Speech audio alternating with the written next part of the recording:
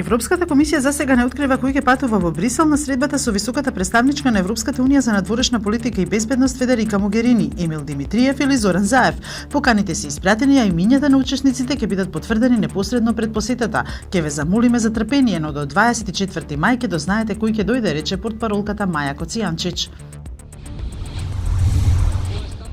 Министерот за здравство во заминување Никола Тодоров денеска подпиша договор за изградба на новиот клинички центар во вредност од 72 милиони евра. Овој договор, кој се подпиша во свечената сала на владата, се случува во исто време кога во тек се преговорите за состав на новата влада предводена од СДСМ.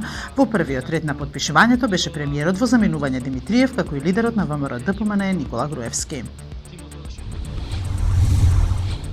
Поречиси 7 години шведското обвинителство се откажа од прелиминарната истрага за наводно силување за што е обвинет основачот на Wikileaks Джулијан Асанж. Сепак истрагата може да биде повторно отворена доколку Асанж се врати во Шведска пред тужбата да застари во 2020. Британската полиција во меѓувреме соопшти дека Асанж ќе биде уапсен доколку ја напушти амбасадата на Еквадор.